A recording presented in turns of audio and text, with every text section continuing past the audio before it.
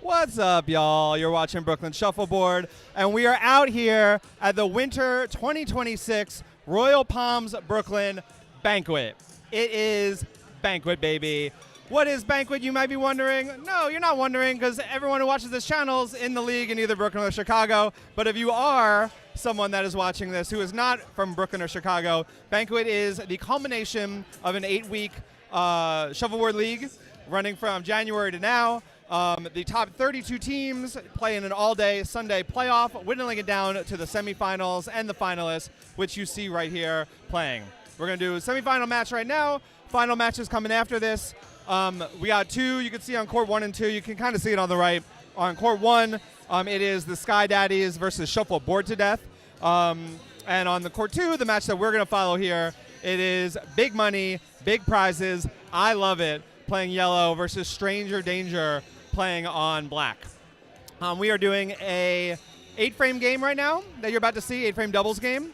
It's best 2 out of 3 8-frame games for the whole match. And Stranger Danger, who is playing on black currently, won the first game. So if Stranger Danger wins this game, they go on to the finals. If Big Money, Big Prizes, I Love It wins this game, they force a 4-frame game 3.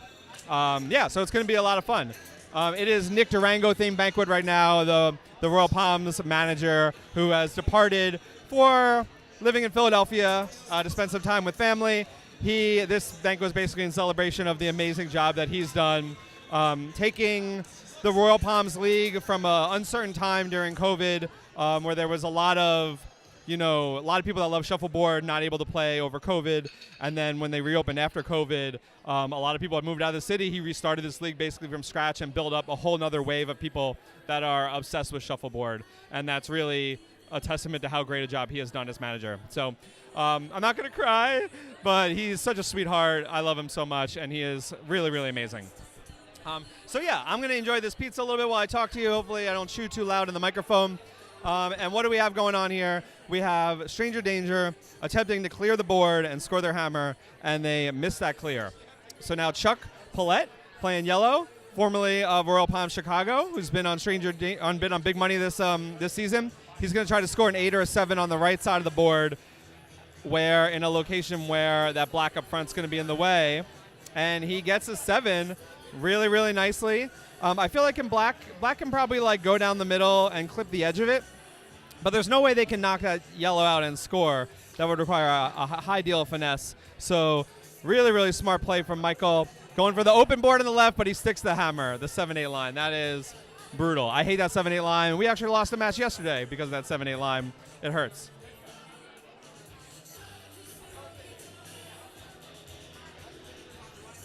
I'm gonna update the score right now. So yeah, frame 2 of 8. Let's see if I can multitask. 2 of 8. Yellow scored that 7. Let's transition that baby. Beautiful. Look at that. Nailed it. We got David Chester playing on yellow, who just missed a clear of his own. We got Devin from Stranger Danger on black.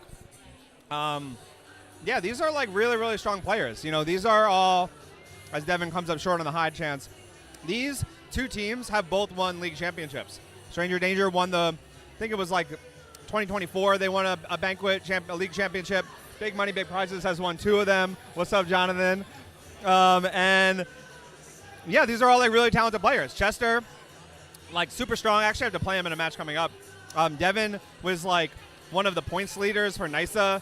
If you look at I did this thing where I looked up the last 2 years of New York Shuffleboard Association points, and Devin and his partner Jem, who played in Game 1, they are both in the top 10 players here, according to cumulative points over the last 2 years. So, Stranger Danger are capable of big things. And Big Money, like I said, they're just all sweethearts. They're actually really good friends of the Golden Tangs. All really strong players as well. So yeah, Chester took a second to think about whether he wanted to hide down the left side, and then he went back to clearing mode. Basically, Chester has the last shot here. He has the hammer. He has 2 yellow discs left to Devin's 1. And typically when you have the hammer, you kind of want to clear the whole board to maximize the chance you're going to score. Because if you clear the whole board, there's nothing for your opponent to hide behind. and nothing for your opponent to put in the -10. So he went back to that trying to clear both blacks, and he only cleared the first one. And now Devin decides, does he want to bump his own disc into an 8, or does he want to block the right side of the board? He's going for the little bumpa, and he gets it. That is nasty. That is a nasty bump. That is 10 out of 10 perfect. So now Chester, he's resigned to score an 8 on the right side and accept defeat that his hammer has been stolen. He's going to try to avoid the 7-8 line. This is kind of like a mirror of the prior frame. Try to avoid the 7-8 line. Let's see if he can do it. Oh, now he's a little like false start there. Change the starting position a little bit. Looks pretty good. Smooth execution, and he gets it, baby. That is consistent, strong play from a Manchester. Really, really nice job. And yeah, I'm going to update this score here. It looks like it's probably 15-8. Yellow 15, black 8. And okay, transition. We are cooking. All right, so black throws up a picture-perfect St. Pete.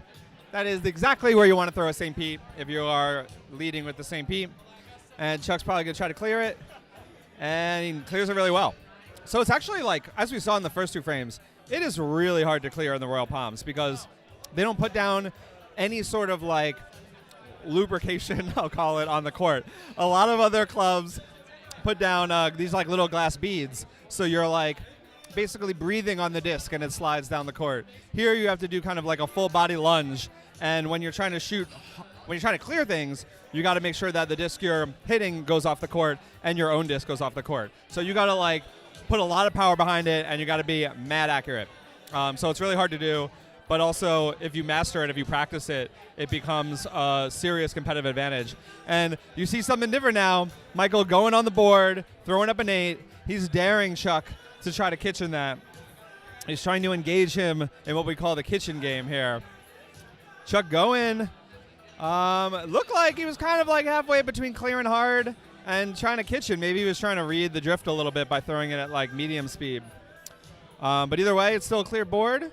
Black kind of just blocking the tip of the 10 a little bit. You can't really block both sides of the board, so you kind of have to choose one side to block and kind of cross your fingers that your opponent misses on the other side.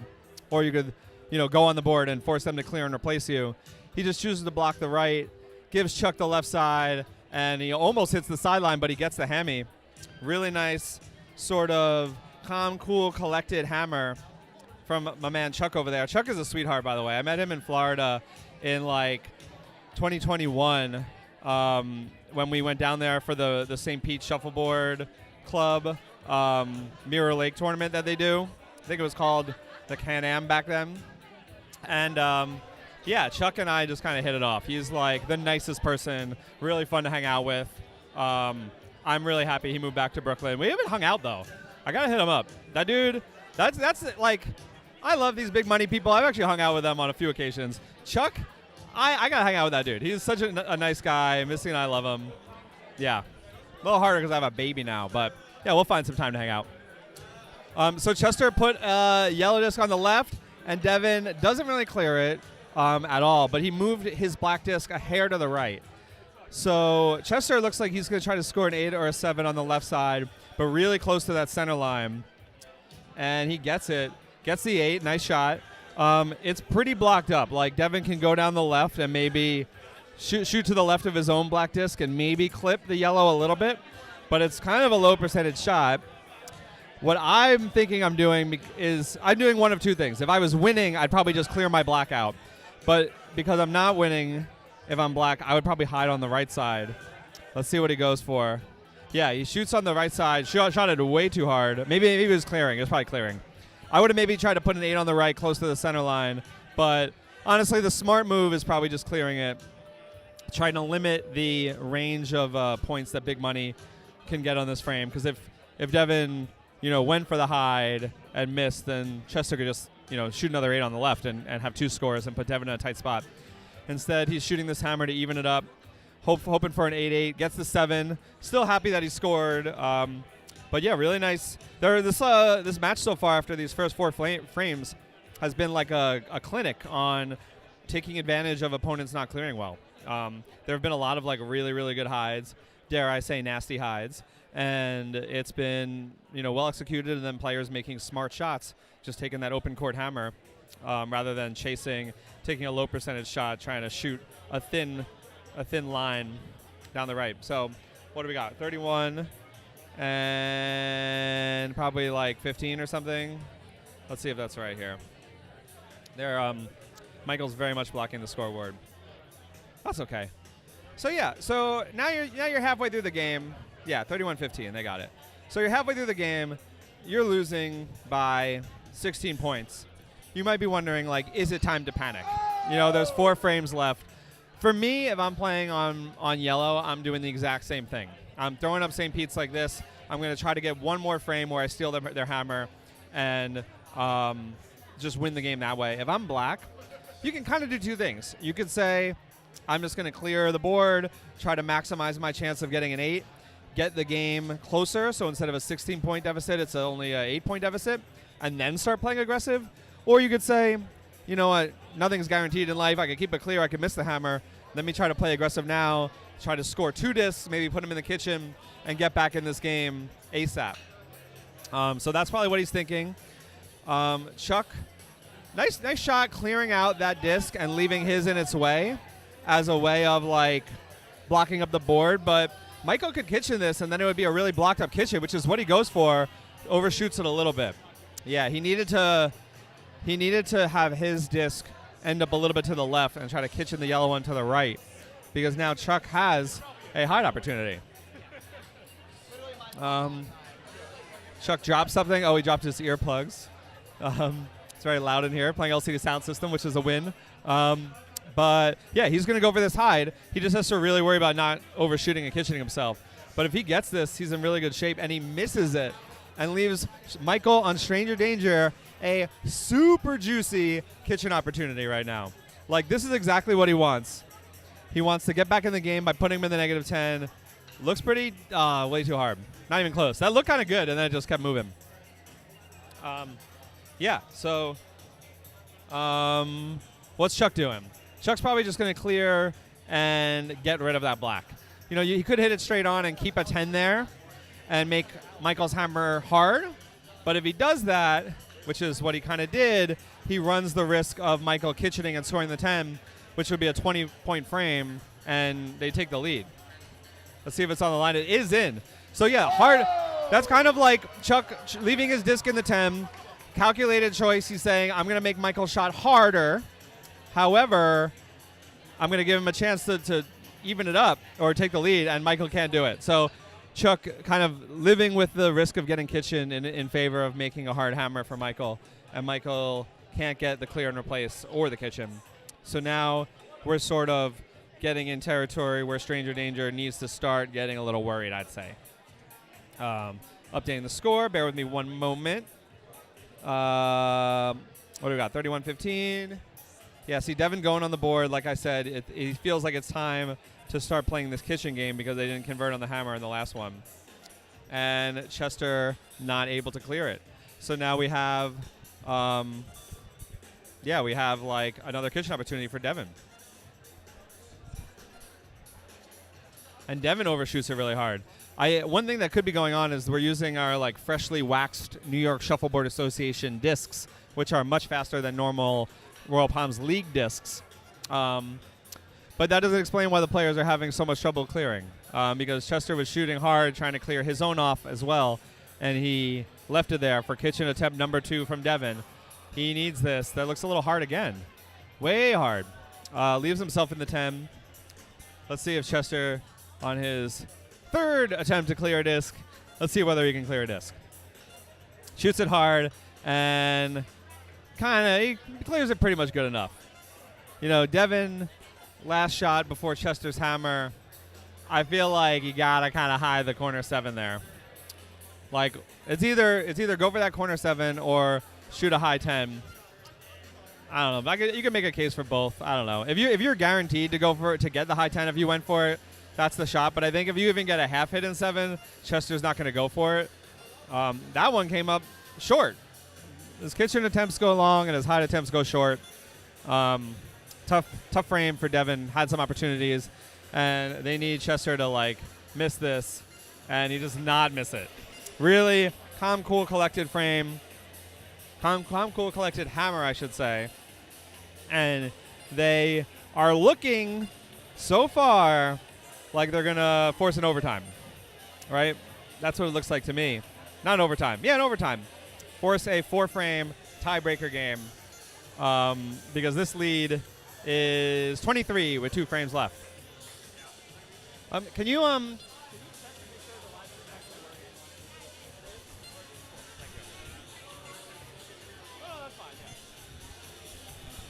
Yo, so they're playing Yeah. I play this song. This is actually my favorite LCD Sound System song. If you at me in the comments if this is also your favorite LCD Sound System song of all time. I played this for my nieces and nephews when I babysat them when they were in high school, so there wasn't really babysitting, or maybe in high school and middle school. They got a kick out of the song. It's a great track. Went to a roller rink, and we requested it from the DJ. DJ didn't play it because we were in Eastern Long Island, and Eastern Long Island DJs don't know good music because they live in Long Island in the middle of nowhere. Just kidding. If you're my nieces and nephew watching this, you're not in the middle of nowhere. You live in a beautiful place, Manorville. Just kidding. Or maybe I'm not kidding. I don't know what I'm talking about anymore. This song's dope, though. So Black with a little snuggle. See, there's stuff going on the board. This frame could work out well for Stranger Danger. They need stuff on the board.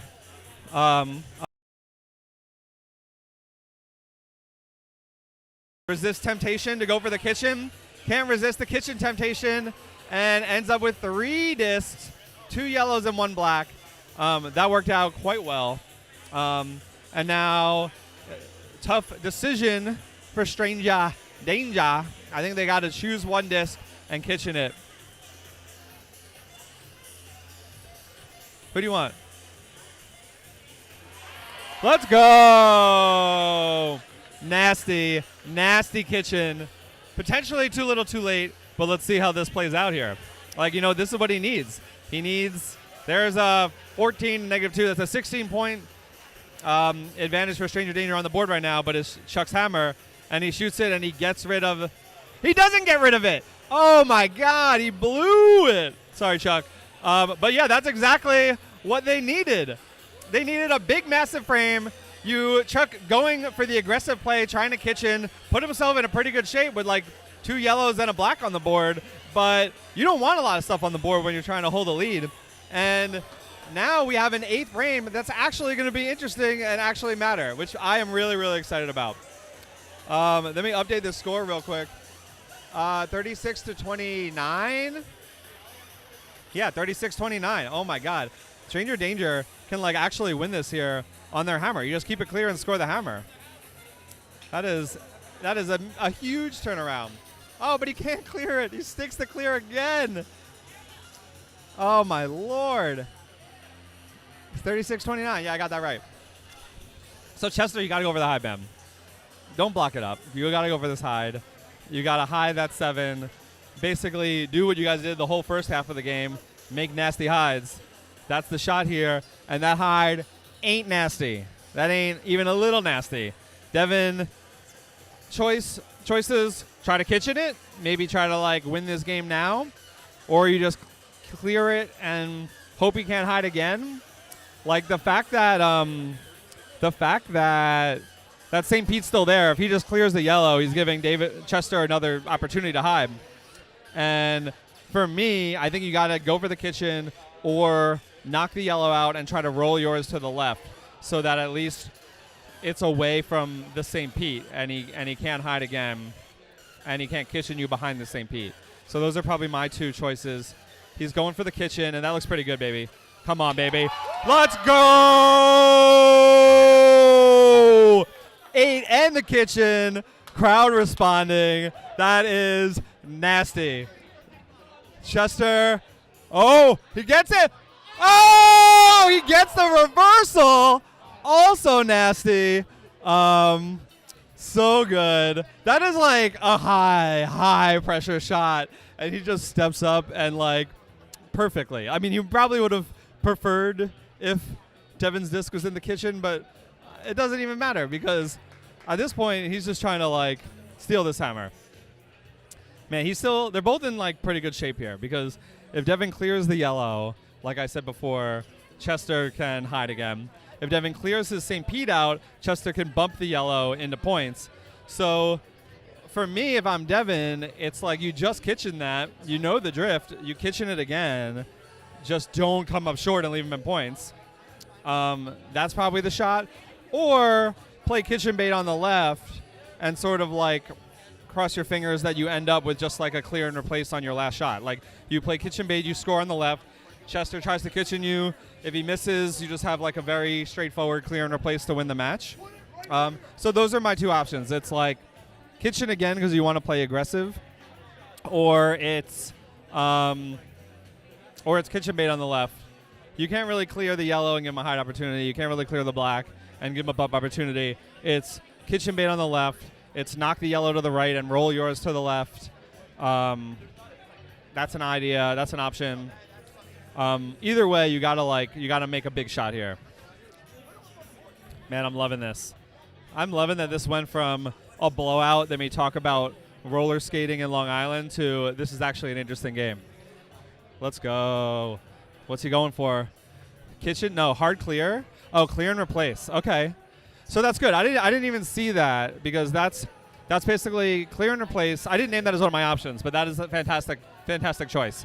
He basically clears and replaces it, doesn't run the risk of like going for the kitchen and coming up too short. He takes away Chester's ability to hide cross court, right? So basically, Chester has opportunity to block the left side and hope Devin misses the bump, or it's treat that black disc that Devin just shot, treat that like a St. Pete and try to hide cross court behind it.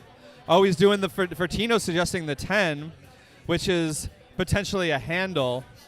We talked about that in our What Were They Thinking of like when you put a disc up front, there's a chance that your opponent will like miss the clear and leave your disc in points because of like a hand. We called it a handle. I can't really describe it right now, but Devin actually did like the graphics on that video, the What Were We Thinking video. Check it out on the channel explaining the handle.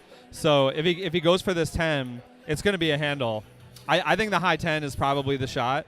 If you go for the high 10, he can't really like bump his zone in because that high 10's kind of in the way. You force him to make a hammer down the left, which won't be blocked up. I don't know. There's a couple options. Like, you're not really happy with any option. You could also just like straight up kitchen that shit if you feel like it. Yeah, let's see. High 8 on the left's another option. There's several options, none of which are good, or all of which you have to execute perfectly. Going for the high 8 on the left, and he does not get it. That's pretty close. Does not get it. So he was going for the high 8, which is basically you put the 8, they put the disc so close to the line that Devin can't hit it straight on and clear and replace it. So Devin, in my mind, there's one shot. It's you bump your own into the 8. Straightforward, just stare. What I would do is stare exactly in the middle of that printed 8. Just give it a little tappa to win the game and go on to the finals. Devin's hammer, too far to the left, but he rolls into the 10 and he gets it! Let's go! But boy, oh boy, you better believe he'll take it. That is a dope shot. And Stranger Danger advances to the finals and potentially plays for their second championship. I am loving it. Oh, man. That is an incredible come from behind story. That one was won by Michael with his kitchen of that disc, and really that comeback frame. Congratulations, Michael. That was pretty amazing. Sweet. So yeah, what are we gonna do here? I'm gonna like turn this camera. Maybe we'll catch the last 2 frames of the other semifinal match because there's a Glendon hammer that's about to happen, and then 2 frames left. And this is kind of a big hammer, but you guys can't see it, so I don't know. Let's see if I can turn these off. All right, hold on. Now you can see at least Glendon's hammer. He's going for it. Does not get it. All right, sweet. So I'm just gonna take a break. We're gonna stay waiting for match. I'm gonna go get a drink. I'm gonna eat this pizza that I started eating in the beginning of the episode, and I'll catch you guys in a few. What's up, y'all? This other semifinal match is taking forever, so I'm just gonna talk you guys through it before the finals. But also, let's go Stranger Danger, baby, in the banquet. Trying to go for their second championship. You know I'm stoked for that. I love those people. We got Al right here, not on camera. I thought he would be on the camera when I lifted this, but he is off camera. Do you guys want to get in here? All right, we're gonna do a quick interview here while we wait for the overtime. I think you guys gotta get a little close. Come around here. Come around here. All right, so I am joined by Abby and her father Al. They are now, Abby now lives in Chicago, but former Stranger Danger. Al, obviously a fan of the team. What are you looking to see going in the actually, what impressed you from the semifinal match that you just witnessed from Stranger Danger? We've been so impressed with Stranger Danger, but I got to give a big shout out to Michael, who has been playing so incredibly. Crushed it yesterday, crushed it today. It's incredible to watch. I love you, Michael. I'm so proud of you. Yeah, Michael with that 7th frame, coming from behind. I started talking about going roller skating with my niece and nephew because it was a blowout, and I was looking for something to talk about. And then 7th frame, Michael came back, and I was like, oh, now we got a match. And then they ended up winning it, which is incredible. All right, in the finals, what do you think is going to be the key to the match? Stranger Danger versus potentially Shuffleboard. Actually, well, let's do it this way. If they play against Shuffleboard to Death, what do you think will be the key for Stranger Danger to win? What do they need? What's that X factor to get past the team that has won the last 2 championships? Well, I think they just need to stay conservative until they absolutely have to play aggressive. If the aggression never is required, then stay conservative. Slow and steady wins the race. Walk off with a trophy. So that is something that's really hard to do when you have this many people watching you play shuffleboard. Like, as someone that's been in finals, you kind of want to flex a little bit, and you gotta like stay the course. If they play Sky Daddies, any different strategy versus Sky Daddies versus Shuffleboard together, or you just stick to the fundamentals kind of guy? Yeah, I agree with sticking to the fundamentals unless you get forced out of it. Unless you get forced out of it, that's exactly it. You can't overstay. Oh, you can't keep with too much fundamentals. At some point, you got to pivot and adjust. You guys are experts. I love this. Thank you so much for joining me. I'm going to go talk about the last 4 frames of this match with overtime. Of course. All right, that was sick. So like I said, we got a little bonus shuffleboard from the weird angle. Apologies. But this is the other semifinal match between Shuffleboard to Death, who's on yellow, versus the Sky Daddies, who are on black. It's going really long because game 2 of 2 had like 4 extra frames that kept ending as a tie, but Glendon was able to. Actually, it wasn't even Glendon. It was the frame 3 of what ended up being 4 that won it for them. But now we got a final 4 frames. We have a black in like kind of a Tampa position, a yellow in like a St. Pete position. I feel like Sky Daddy's frame 1. They can't really do anything here, so I mean, I think you kind of clear the yellow. It's a little hard to see the angle from here, but if they clear the black, Ben Brown on Shuffleboard to Death will have a hide opportunity. Oh, he's going for a bump. Let's go. Let's go. Let's go. Is that in? Tell me that's in. Tell me that's in. Crowds, tell me that's in. That's in, baby. Second call. That's in. Let's go.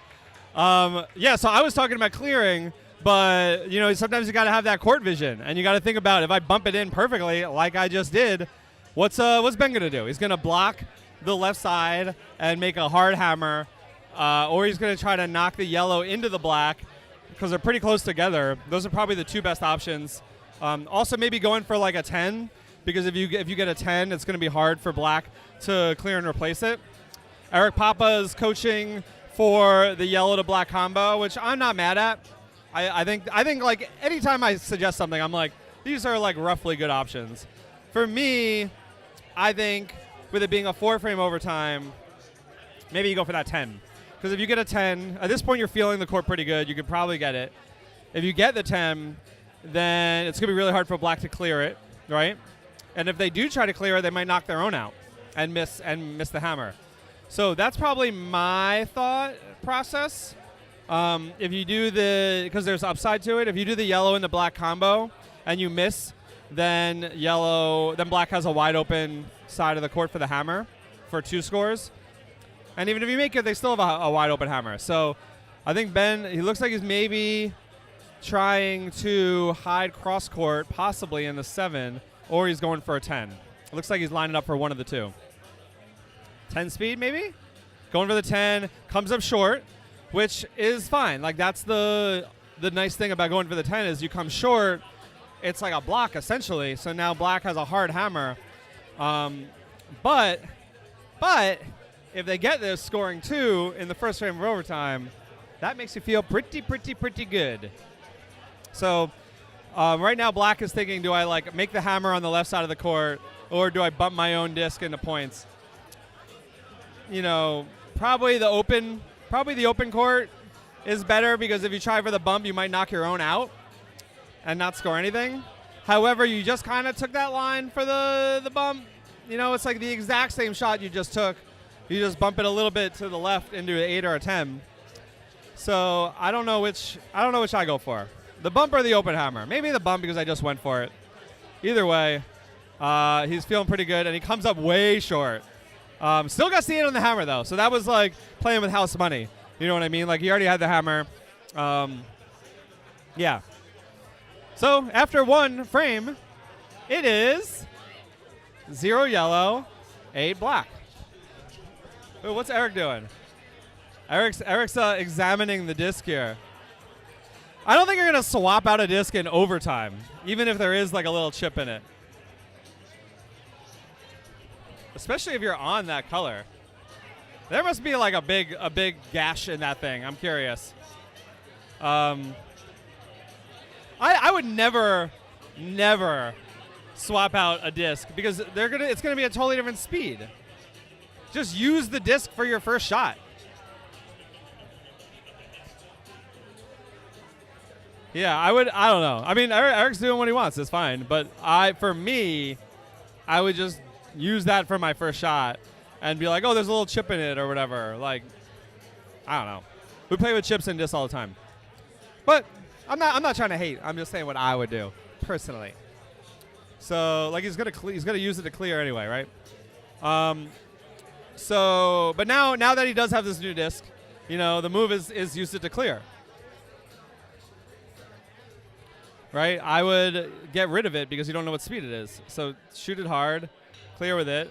Nice roll. Gets the roll. Now that's like a St. Pete. Man, it is like really hard for you guys to see what's going on. This little like bonus shuffleboard idea. It's tough. That's all right. Whatever. It's better than nothing. Better than a long 45-minute break between games. Ooh, another roll. You'll have to see it.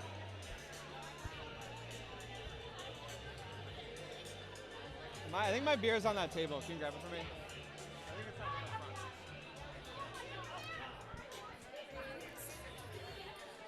So Eric throwing up his own St. Pete. This is something I started doing when it's my hammer. Thank you very much. I sometimes do this like dueling St. Pete thing. And the idea is, if my opponent has a St. Pete that's like really far to the side or it's really deep, hard for them to hide behind, I'll kind of throw out my own St. Pete if I need 2 scores. The idea being that he's probably not going to get the hide. Like, he can go for it and like not have it not be hidden and give me a kitchen opportunity. Or he could be like, well, I'm not going to hide behind my bad St. Pete, so I'm just going to try to clear yours. And then they stick it, and then I have a hide opportunity on my own hammer where I could potentially score 2. So there's a few reasons to do that. I only really save it for when I'm losing, and I need to like come back. But it is a good strategy, and black is filling in. And the problem with the fill in, which you can't see from here, is if you come up short like he did, you give Eric a cross court opportunity. Like if Eric scores a 10 or an 8 close to the center line, then black won't be able to get to it. So this frame is kind of working out how Eric wants. He goes for it, and he gets it, but that's probably too far to the right. That's in the 8. But I feel like I don't know. Once again, this camera angle, like this is why all shuffleboard YouTube videos should be at the base of the court. But I feel like black can probably go between the yellow and the black and clear and replace that, right? Maybe even kitchen it. Maybe even don't kitchen it and just roll your disc to the right where it's in the where that black up front's in the way.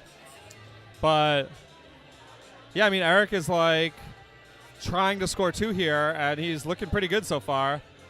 Black, yeah, nice clear. Black clears it out, and Eric has an open hammer on the left, which he also just had like a shot at 8 speed, so he's that sort of high chance, even though it didn't end up in a hidden disc. It was a good idea because now he knows what speed he needs for an 8. So let's see if he can tie it up.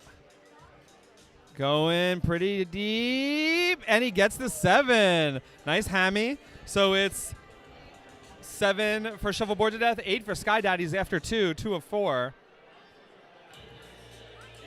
Oh, the other thing? Can you Yeah. Oh, yeah. So 2 frames left. Sky Daddies is up 1. 2 frames left. We got Royce and my man Dan Love down there. Dan Love, also a Chicago expat, moved to Brooklyn to be with his lovely partner, Anna, from the incredible team. Anna's team is amazing. I love all those people. Shout out Max and Angelina as well. Shuffle Broads. Shout out Shuffle Broads. Who's the 4th on Shuffle Broads? Oh, yeah, Janet. Yeah, shout out Janet as well. Love Janet. Janet's the best, man. She's a big asset to the community. She started acting as a facilitator for subs on League Night, just out of the goodness of her heart. Really sweet. All right, sweet. So let's get back to this action. We got Dan Love throwing up St. Pete's. That one seemed like it was an attempt to go on the board as an 8, or maybe he did that on purpose. I have no idea, but there's an 8 right there. We'll see if Royce continues the strategy of clearing it. I mean, I would say if Royce can clear every disc and score an 8, they're going to go up in the last frame up 9, which is going to be really high odds for them to win it. He doesn't clear it hard, but he gets it pretty clear. He doesn't give Dan anything to hide behind. But Dan can potentially score 10. He can potentially kitchen that. Let's see what he goes for. I don't know. Going for the kitchen. And he whiffs it and keeps yellow in points. That is a crucial error, especially being down 1. And now comes potentially the most important shot of the match, which is, can Royce block this up? Because if his attempt to block is too far to the left or too short, Dan will be able to get it. And that looks pretty good. I can't tell if Dan doesn't have it. So Dan's not even trying it. It's hard to tell from this angle, obviously. I'm going to call that a nasty block. So Dan going for the 8, high 8 on the right. Does not get it. And now Royce has a chance to score 2 and all but guarantee the Sky Daddies trip to the finals. Remember how I said the block was the most important shot of the match? I was lying. This is the most important shot of the match. Royce, oh man. So Glendon's saying shoot a 7 down the left, and Royce is saying I don't feel comfortable with that. But what else are you going to do? Like, you can go for the 10, I guess, but then you might bump the black in. It's either score down the left or score down the right. You know, aim for a wide open area of the 7, of which there are 2, and don't overshoot and kitchen yourself. I want to see this. The crowd is hungry for a Sky Daddies finals appearance.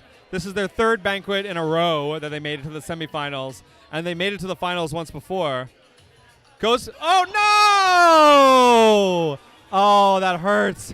He was going for the clear and replace on the 10, and he knocked his own out. And the black stayed in points. Oh, that is so rough. That's, in my mind, like, that's kind of the reason why you don't go for that, is because the downside risk of if you miss. Yeah, that's a tough one. Oh, man. Played well all tournament yesterday and all match today. You know, they literally won the second game to bring it to the 4-frame overtime. But now Glendon needs a miracle. They're down 7. Sky Daddy's down 7 without the hammer. So the only way they're winning this is if Glendon puts Nelson in the kitchen and Nelson misses the hammer. So, Nelson not known for his excellent clearing. So he's known for his precision. So hopefully we get something. That's a pretty good clear, though. Yeah, pretty good clear. I think you just got to keep playing the kitchen bait. Oh, man, that hurts. Oh, I went from saying all but guarantee their trip to the finals to now they need a miracle. Oh, I'm still processing that. All right, so Glendon gonna go on the board again. And he gets the 8. So now he's hoping for a Nelson clear and replace so that Glendon has something to kitchen, or a Nelson whiff, which with the pressure is not unheard of. However, Nelson's used to the pressure. And he clears it really nicely. Oh, baby. So now we need another 8 or 7 on the left. Maybe a 7 might be nice. Maybe an 8. Doesn't matter. He just needs something to kitchen. Or go on the center line. Going for a 10, which I'm not mad at, because if he clears it, it also gives Glendon, if he doesn't clear it, it gives Glendon a potential hide opportunity. And Nelson clears it. So now you just need to put it anywhere and hope that Nelson misses. So for me, I haven't been playing on this court, but it's wherever you think the drift is the weirdest on the court is the move. I mean, it's like you're all you can do is just like score and hope for an opponent error. So the deeper on the court, the better, because there's more chance that they'll whiff it. So maybe a 7 all the way in the right corner, perhaps. Maybe a 7 all the way in the left corner, where Nelson hasn't been shooting at. Kind of doesn't matter. All you need to do is get something and cross your fingers. All right, let's see. Oh, he's going for the kitchen. I love it. Oh, he almost gets it. I didn't even see that, but yeah, that would have been pretty sick too. And Shuffleboard to Death go to the finals against Stranger Danger. They've won 2 in a row. They're going for the three-peat. They've won 6 in total as different iterations of the team, I'm pretty sure. And yeah, they're going to give off some huge round of applause for the Sky Daddies. I agree. We're going to take a little break while they give out some awards here. I'm going to set this thing up, and we're going to do a proper finals. So I will see y'all in a few moments. What's up, y'all? Do you remember a point in time 30, 40 minutes ago when I said that the finals were starting soon? Well, now they're actually starting soon. We have Shuffleboard to Death on yellow and Stranger Danger on black, that means I got the colors right on the overlay, and we're off to a great start. This is the Winter 2026 Banquet Finals. What's up? Thank you very much, but yeah, someone's grabbing me a drink. Doug is grabbing me a drink. Shout out Doug Lusco going to the bar for me. Shout out my beautiful wife, Missy the Missile Keiko, asking if I need something. But yeah, it's about to be the finals of the Winter 2026 Shuffleboard Royal Palms Brooklyn Banquet. It is Banquet, baby. Shuffleboard to Death apparently won the last 2, I'm told. They're going to try to three-peat. They are what you can call a dynasty at this point. It is Nelson and his son-in-law Ben, who were typically previously on Shuffle Bunnies and then Canal Bar. It's Eric Papa, who previously was on SPF 45s, which won a couple championships. And then their 4th today is Dan Love, who recently moved here from Chicago. Shout out to Dan Love. He is an absolute sweetheart. Can you call them a super team? Yes, you could theoretically use that phrase, super team. but they're incredible people. Nelson, especially with his amazing contributions to the community through his photography. Really talented photographer, obviously. Everyone knows Nelson. And yeah, they're trying to like solidify their legacy as a dynasty, a three-peat. I'm pretty sure the first team to ever three-peat. We're going to get someone to fact check that. And they're also the all-time winningest team. Going against them, though, is the crowd favorites, Stranger Danger. And when I say crowd favorites, I'm not talking about like 60-40 crowd favorites. I'm not really talking about like 70-30 crowd favorites. I'm talking like 95-5 crowd favorites, because everyone loves an underdog, and also everyone loves Jen and Devin and Michael and Mackenzie and Abby, who used to be on the team, and Abby's father Al, who was never on the team but I love so much I'm shouting him out anyway. They're all like the sweetest people in the world, and they've won once. So they are trying to like elevate themselves above the list of teams that have only won once into that category of teams that it's only like 7 or so, maybe like 6 or so that have won more than once. So yeah, Stranger Danger on black, Shuffleboard to Death on yellow. We're going to have an absolute blast right now. What court are they playing on? They're playing on court 3. Court 3, as you may know from my other videos, court 3 is a devilish beast. I don't know. It's yeah, all right, cool.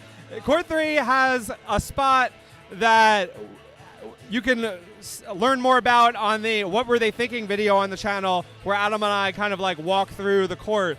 But there's sort of like a Bermuda Triangle section where you don't know whether it's going to curve right or left. And many a person has gone for a kitchen and completely whiffed. There's also a little bit of drift if you're yellow, I believe, to camera left. And like especially shooting cross court. And then from black, the right edge of the court, actually on black from the head and the foot, the very right edge hooks hard to the left. So you might see some people trying to hide behind Tampas on black and clipping the Tampa. Definitely, if you are playing a match on court 3 and want to learn more about it, check out other videos on the channel. And yeah, already we got some action on the board. And yellow, I figure, is going to try to kitchen this based on how long he's taking to shoot. And he goes for the kitchen, and he gets the... Oh, he doesn't get the kitchen. A little bit short. Definitely, though, like a useful shot for him, because he learned a little bit about the court drift on that one, where if he shot it straight on... Thank you very much. If he shot it straight on, he would have maybe got the kitchen, but his disc went to camera right, and he didn't hit it straight on. And now he knows the drift on that part of the court a little bit better than he did before. And he also kind of practiced kitchen speed. So even though he didn't get the kitchen, a useful shot for him. Now he's thinking about, you know, my opponent, it's their hammer. He puts up a St. Pete. Do I block next to it and fill it in and try to start the process of clogging up the board for his hammer? Or do I try to put the pressure on him by shooting on the right side of the board in the 7, kind of hiding behind that St. Pete? That's what he's thinking about. How aggressive do I want to be? Do I want to try to like reduce the range of outcomes for this frame, or do I want to put the pressure on him, or do I want to make the crowd cheer because it's the finals and there's definitely something going through your head about like the crowd wants to see crazy shots? He's going for that hide I mentioned. Oh, he doesn't. He kind of wanted that to be in the 7 speed, but he does, you know, put something on the board that forces Michael to make a shot. Michael, though, has a pretty straight line at it, as long as he doesn't miss badly. And he goes kitchen speed-ish, and he misses badly. And I was talking about that, like, on the black part of the court, it curves left. That's, like, a great example of it. The closer you get to the side of the board, the more it drifts. But if you don't know it's going to drift at all, like, it's going to bite you.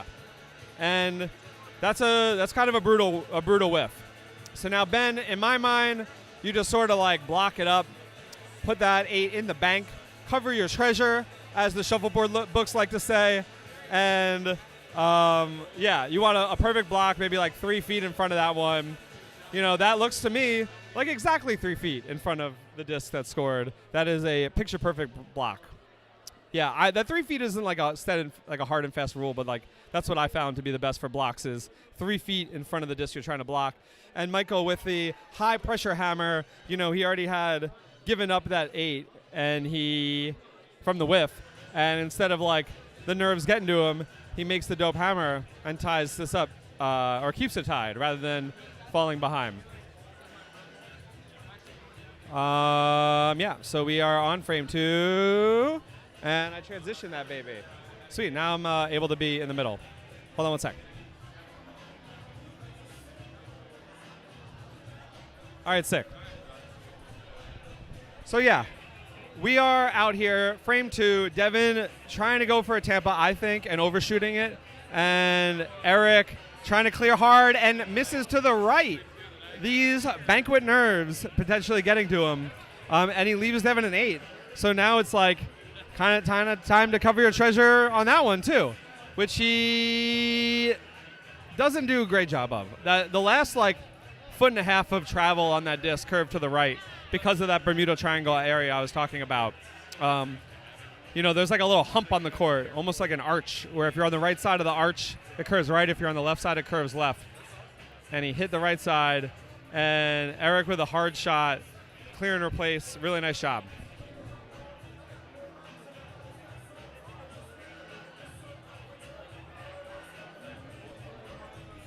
So Devin, he's trying to block up the left side, blocks up Eric's opportunity to bump his own in. And, you know, Eric could go chase down the left, but that's definitely not the right shot, especially because of the weird drift on that area of the court. So he's either going to kitchen bait on the right or try to clear both of the front 2 black discs. Or maybe just clear the front black disc on the left to try to reopen his ability to bump the yellow. And, yeah, he clears the front black disc on the left to reopen his ability to bump on the next shot. You know, if I'm Devin, though, like, I almost feel like you just block the right, let him go for the bump because it's such a squirrely part of the court that he might miss. Or maybe you try to tuck a 10 behind there. And he opts to go for the block on the right. It's enough right where, like, Eric could maybe go through those 2 blacks, but I don't think that's the move. I think you go for the bump that I mentioned before. It's going to be tough, though, because this line, I think it's going to curve to the left. Let's see. Curves left hard, and he, you know, that's kind of what he was going for. It's just a hair softer, leave it in the 8. And really nice, you know, shot selection from Devin saying, I'm just going to block the right side, make him make the hammer on the left side, which I know the drift is not great. And the not great drift maybe got to him, or maybe he just overshot it, you know, one or the other. But either way, we got a nice hammer steal. And we are going into the 3rd frame as the players have already shot, and I update the score. We are going into the 3rd frame, and it is 8-8. Nice clear, 3rd frame 8-8. Yeah, so it says on the screen Nick Durango forever. I talked about it in the beginning of the first match. Nick Durango is the manager here who is sadly departing. Today is his last day ever. And he has moved to Philadelphia to be a little bit closer to fam. Nick is a very special person in the league community. You know, this place opened in 2014, and people were ravenous about their newly found obsession with shuffleboard. But over COVID, a lot of people moved out of the city. And when they reopened after COVID, you know, not as many longtime leaguers living here. And it was a bit of like starting from scratch to build up the league community in a way. And Nick, through his incredible, you know, ability to build a community, his incredible like customer service skills too, of like making everyone feel like a regular, even if it's their first time in here. Really, really talented, really special person. He built this place back up, you know, with Jonathan, of course, to be to inspire like a whole new generation of players to fall in love with shuffleboard. So this place is 100% what it is today because of my man Nick Durango. And that is a nasty kitchen. If you were playing shuffleboardjam.com, my shuffleboard video game I just made, there would be a Cheers image. Nice clear from Michael. There'd be a Cheers image. You know what I just realized is that the score overlays is messed up. Yeah, there'd be like a Cheers image from Missy or I. Check out shuffleboardjam.com if you haven't played it yet. I built a shuffleboard video game using vibe coding. It is super fun. There's online play. You can play against a computer on the subway, whatever you'd like. and Ben with the open core hammy on the right, and he gets the 10. Definitely going for an 8. Definitely gets the 10. Really nice hammer from Ben, and that kind of like creates a little bit of separation there in the score. We got 18-8. And before I switch this over, I got to fix one thing real quick.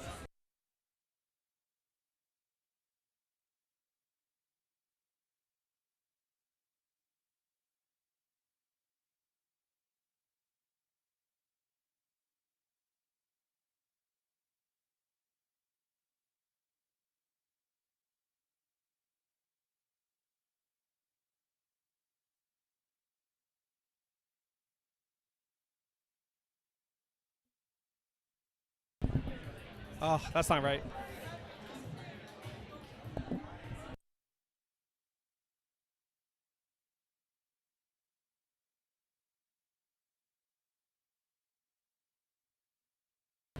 All right, we're back.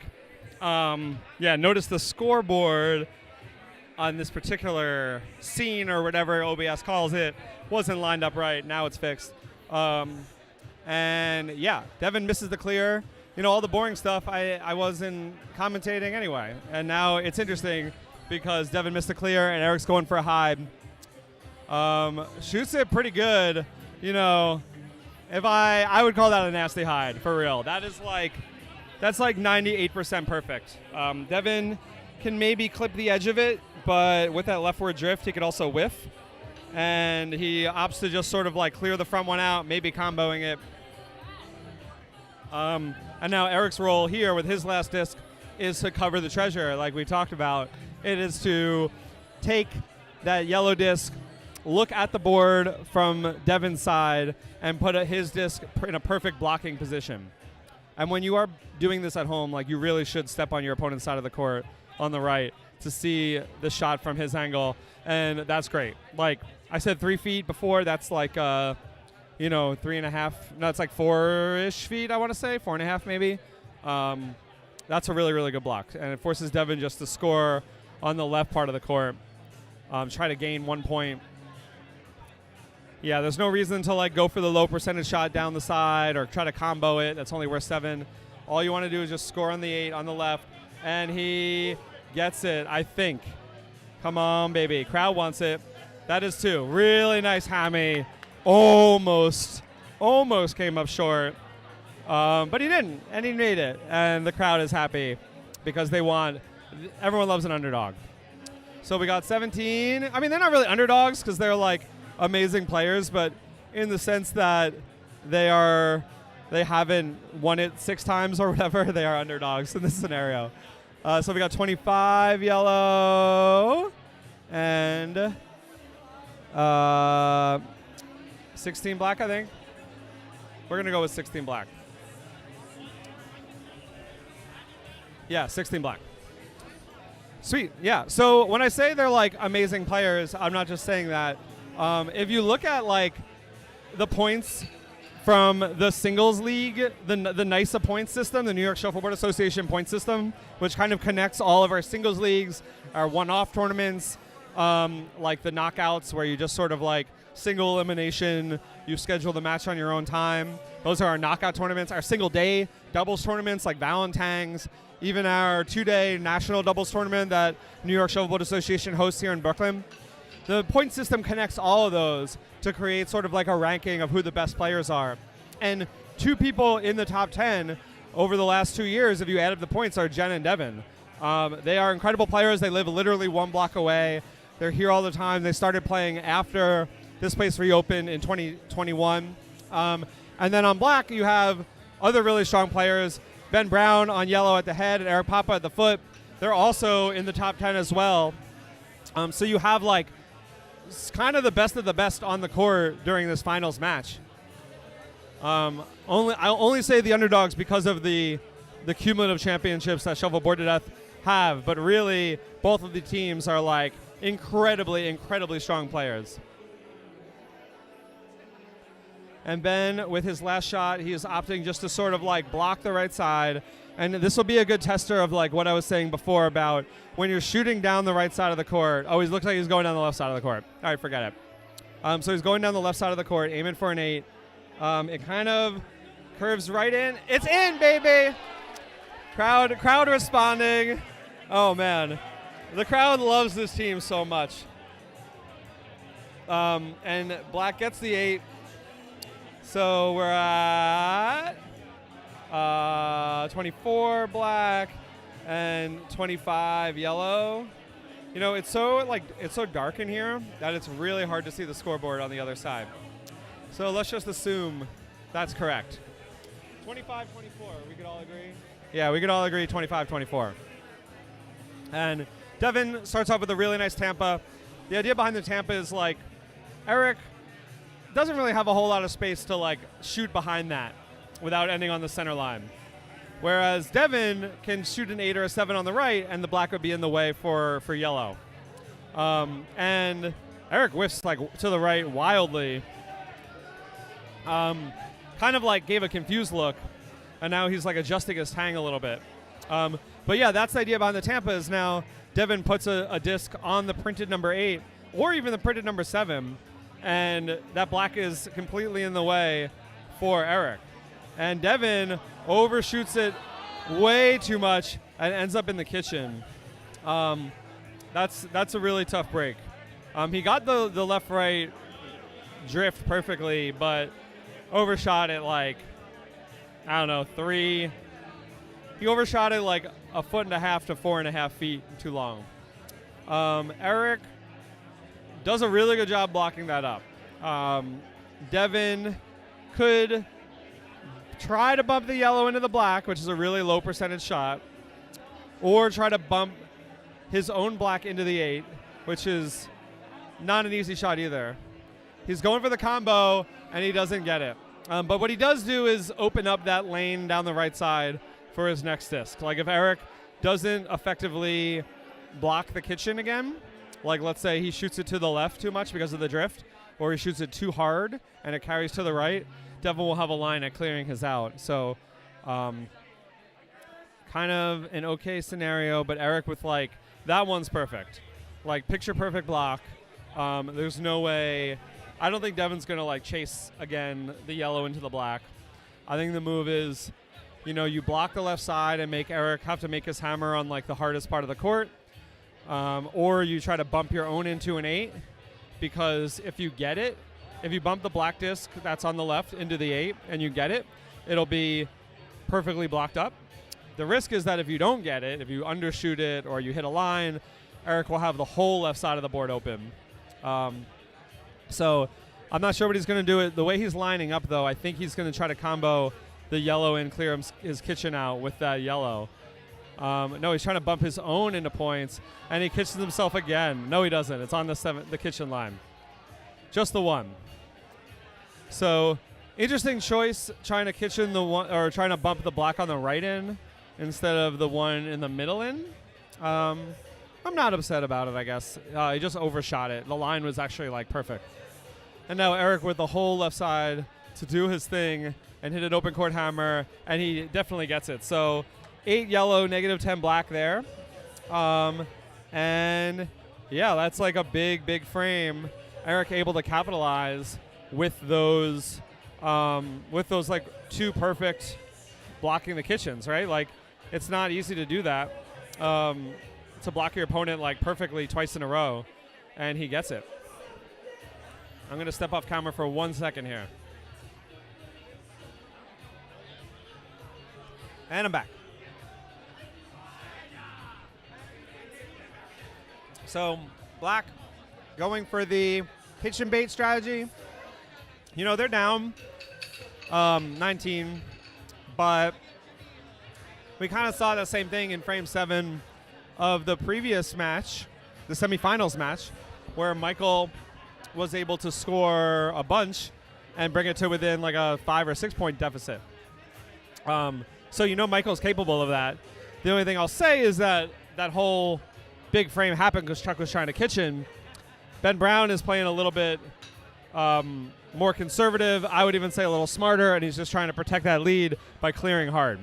And you know, you might say like, oh, I want to kitchen him and like really put this to bed. But you're up 19. Like you have high odds of winning already.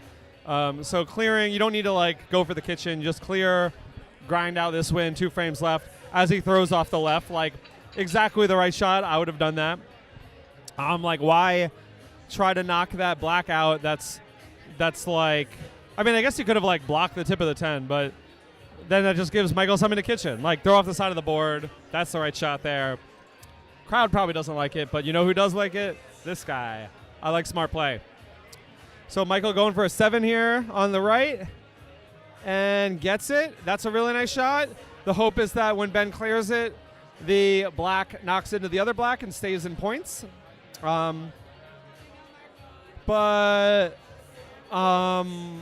Yeah, like, so does Ben on yellow now try to clear and replace and potentially have the black knock into the other black and stay in a 7?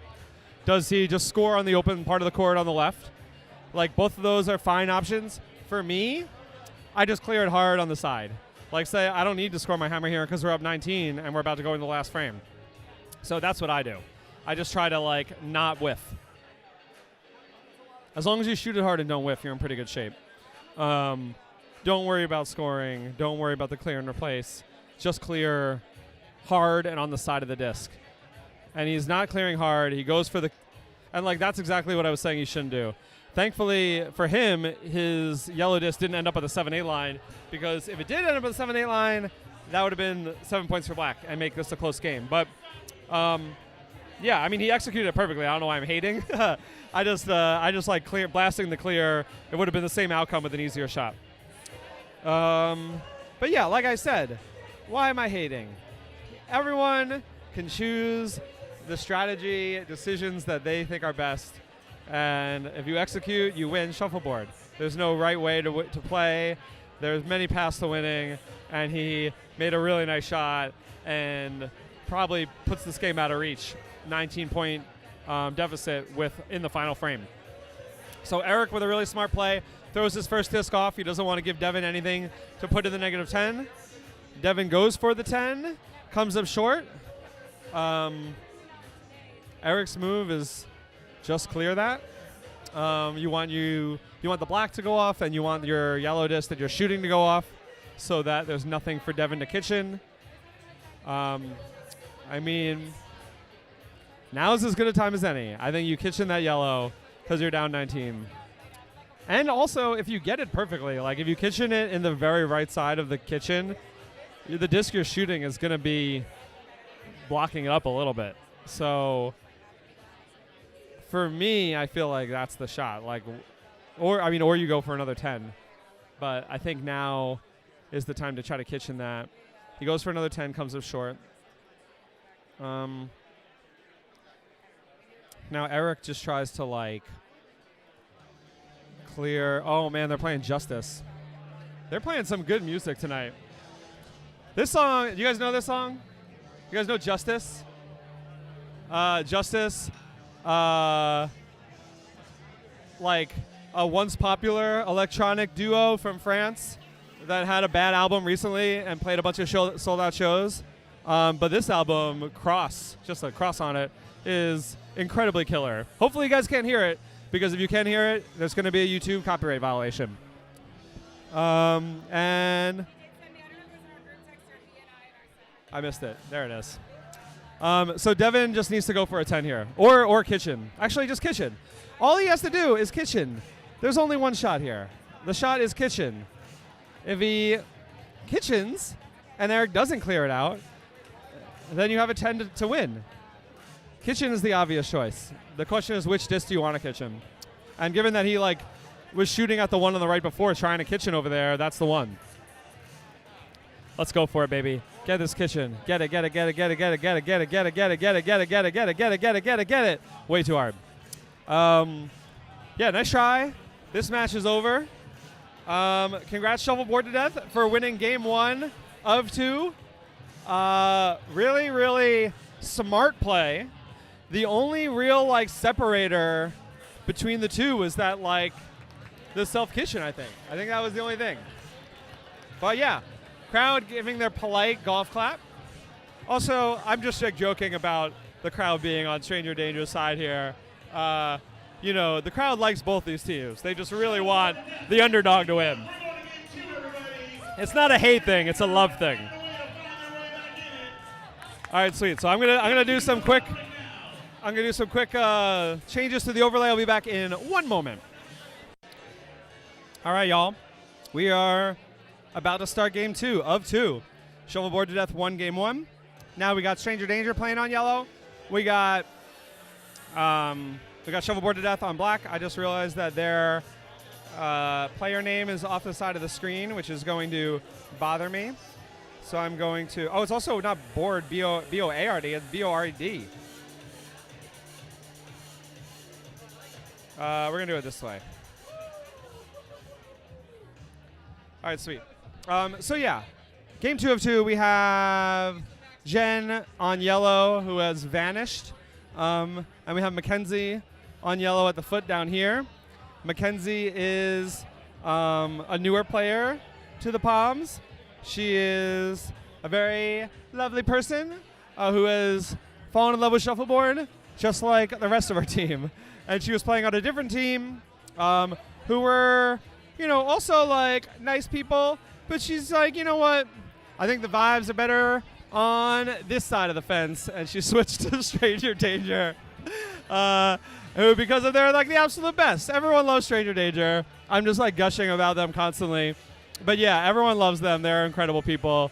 And she has found a permanent home on the team. And not just that, but like they're in the finals right now. So clearly she is getting very good very quickly. She and Paul won a doubles tournament a year and a month ago. So she's like working on getting better. And it shows because she's helped got the team to the finals, right?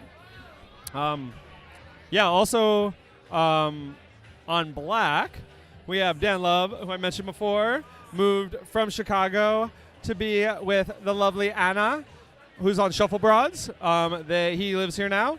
And Nelson, the photography, the Royal Palms League photographer GOAT of all time, the GOAT of all time, that's a little redundant.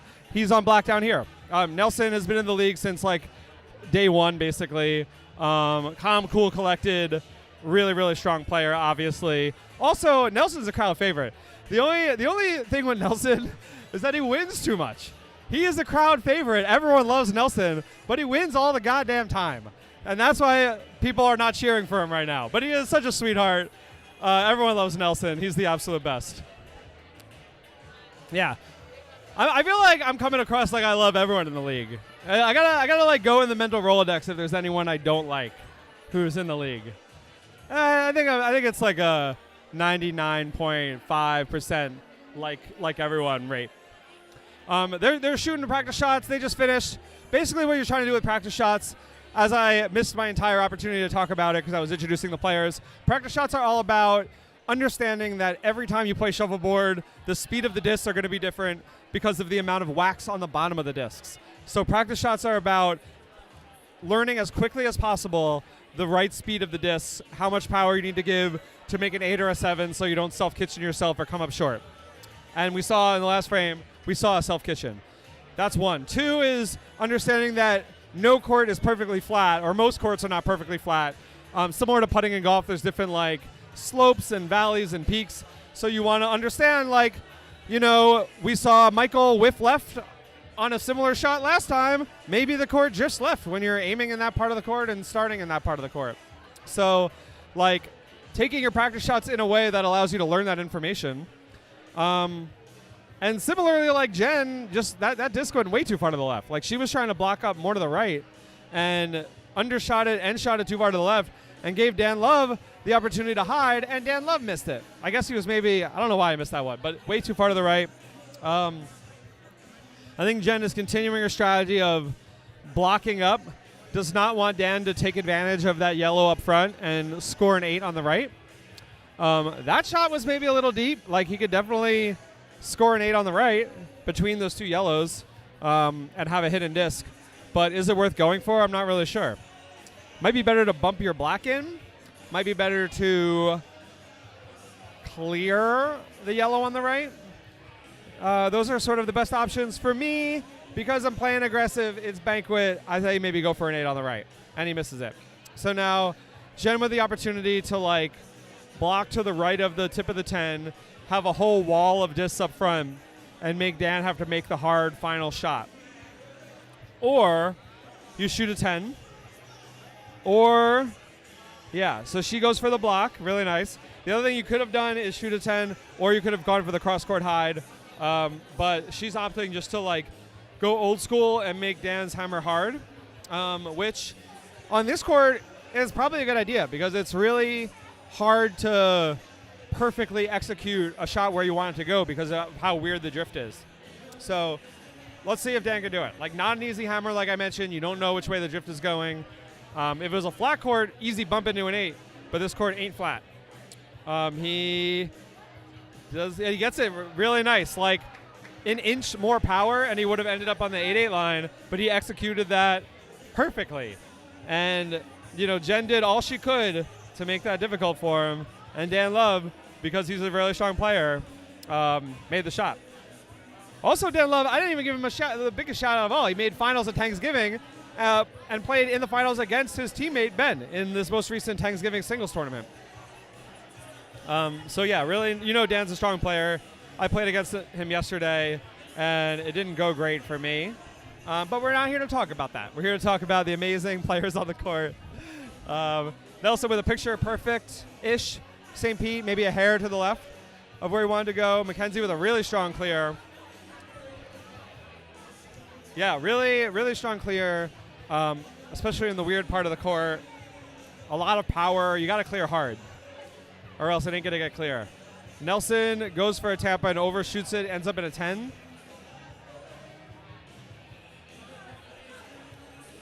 I mean, you got to wonder. I mean, I think, let's listen to what Al said in the interview I had like 45 minutes ago. You stick to the fundamentals against shuffleboard to death. You don't need a kitchen. You just need clearing, because you don't necessarily want to get drawn into a kitchen game against players that are really, really looking for a kitchen game. And she kind of goes for like not as hard to clear as she did on the first one, which makes me think she was like maybe trying to kitchen it, maybe clear and replacing it. Either way, she leaves it in a place where like Nelson could hide behind it if he wants to. Instead, he puts up a St. Pete on the left again. You know, it's a little bit too far to the right to be like a perfect St. Pete, but there's definitely more area of the 8 for him to hide behind than there is for her. So good enough, St. Pete. For me, though, for Nelson, yeah, like you put up a St. Pete where you could hide behind it, but Mackenzie could bump that yellow in, and she's like good enough to do that. She's playing in Banquet right now. So you're kind of giving Mackenzie an opportunity to score 2, and she doesn't get the clear. And now maybe Nelson has that court vision that I don't have, because now he has like a perfect bump opportunity to bump that into an 8 and end up with his disc hidden by the disc he's shooting. Looks pretty good. Oh my God, he doesn't even get the bump. He gets the split. Goes to the right, gets the 10, rolls himself into the 10, and gets the 7. And now this is like a very, very, very, very high pressure hammer for Mackenzie. She needs to like focus on clear and replacing the black 10, and then hoping that the disc goes to the left and knocks the other one out. And she misses to the left, so she gets like, she clears one out, but Nelson, through that amazing final shot of his, scores 7 on Mackenzie's hammer. And after 2 frames, Shuffleboard Death is up 15-0. So that probably feels good for them, because they take a nice 2-score lead after 2. You know what I mean? Like, that's kind of like when you start feeling potentially overconfident for me, is when I'm up 2 scores, I'm up 15. I'm like, all right, this game is going my way. But then you got to like, you know, that could fall apart really quickly. But you're feeling good. You got to toe the line of like feeling good but not feeling overconfident. Seems like Dan was going for the Tampa and overshot it again, because if you're up 15-0, you don't necessarily want to like play the kitchen game. Jen going for the kitchen because they're losing. Speed was pretty solid, missed to the right. You know, we actually saw that in the first game where Ben tried to kitchen a disc over there and missed to the right. So that's interesting. Maybe that cross court drifts to the right, which is weird because I know there's some lines where it drifts to the left. So I don't know. A lot of weird drift on this court. Dan maybe just going for the kitchen game. I mean, he did it again. And giving Jen opportunity number 2. And you think Jen's missed it twice? You think Jen's missed it twice? Exact same spot, 2 discs in a row? No, Jen's not missing twice. And she gets it. Dan going for the clear. And he sticks it. Still in the kitchen. Oh, man. My, have the tables turned. What's Jen doing? She is blocking that 8 on the right. She's blocking the kitchen, or she's laying on points. She opts to block the 8 on the right, gives Dan another chance to clear himself out of the kitchen in kind of a hard spot. And Dan, you could tell he's like not feeling confident. Like he's doing this hand gesture. He's rubbing his head. He's scratching his beard. He's doing all the body language of, I don't like the situation I'm in right now. And, you can understand why. For me, you just got to, like, trust your gut and clear yourself out of the kitchen. The other thing you could do is hide down the right side. The other thing you could do is block the left side of the board. But if you hide down the right side, you might overshoot and kitchen yourself. You might come up short. I think you just go for that kitchen clear and don't miss. But let's see what he's going for. Easier said than done, obviously, but I still think that's the move. Going for the kitchen clear and misses it. And just like that, Jen has an opportunity to not just take the lead by 3, but to take the lead by 11. And she does not get it. Oh, my God. The crowd was about to lose their mind. And she does not get it. But still, an amazing frame from Jen, giving her team the lead and at a point in the match where it started to perhaps look almost a little hopeless. But you never give up. All you got to do whenever you're down is find that path to victory. And taking a 3-point lead, that is a foot on the path to victory. However, even though they're up 3, Nelson has the hammer in this frame 4. His team has 3 hammers left because 3 hammer frames left versus 2 for Stranger Danger. So shuffleboard to death, even though they just had a rough frame, they're still in the driver's seat now. You keep it clear, you score your hammer, and you finish the first 4 in the lead. I don't know what song this is. Who's DJing right now? I think they got DJ Robot. I don't see anyone DJing. They're doing a good job with the playlist, I'll say. Kind of prefer when DJ Swan's here. Shout out DJ Swan. Or Randy, who just had a kid 2 weeks ago, I heard.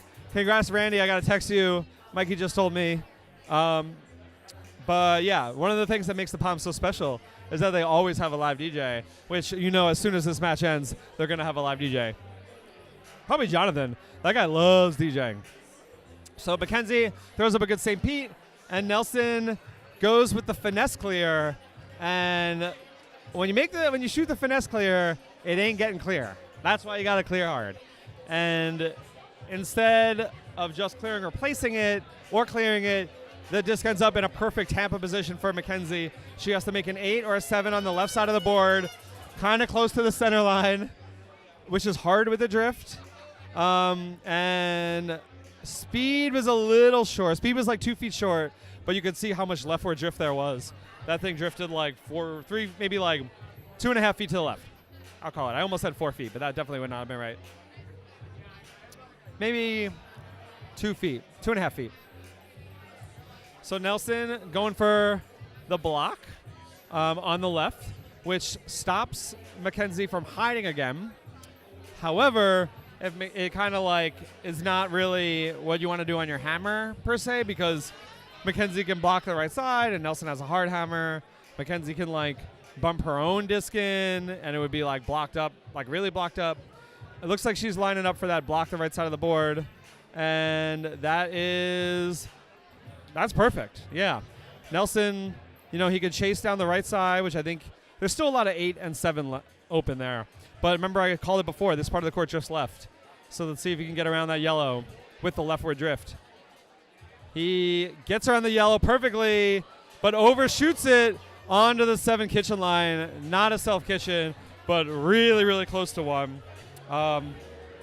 And yeah, Mackenzie feels good. Like, that is sort of like the shuffleboard fundamentals there. Like, as people get better, you get into this like feeling of like, oh, I gotta press really hard. I gotta go for that really hard bump. And there's something about just like giving your opponent a hard hammer, especially on a difficult court, that often works. I'm not saying it's always the right move, because people are so good at this point that they can make hard hammers, but on a really tough court, like, sometimes the hard hammer is enough to make your opponent miss. So I don't know. I can kind of see it both ways. It's like a personal choice of like, do I want to play super aggressive and go for a bump where I know I'm going to have a hidden disc, but then they have an easy hammer, and also my shot's hard, or do I want to make the easy shot, just block it up, and kind of make their shot hard? That's sort of like the push and pull of shot selection. Yeah, I'm getting in the weeds here. Dan with a nice clear, adjusting from his whiff earlier in the match. Clears that really well. After 4, we have Stranger Danger up 3 points, which is, they're probably feeling pretty good, especially trying to push this overtime. That one is also like a pretty good St. Pete, maybe a hair too far to the left, but like, good enough where he's going to try to clear it. He tries to clear it and roll. So, these like soft clears, what you're trying to do is like clear it and roll your disc over to the left, so it ends up being a St. Pete for you where you get high behind. The problem is if you miss it, like Nelson did last frame, you give your opponent a Tampa. But yeah, Dan like going for those finesse clears. This one probably going to clear it a little bit harder, I think. Yeah, a little bit harder.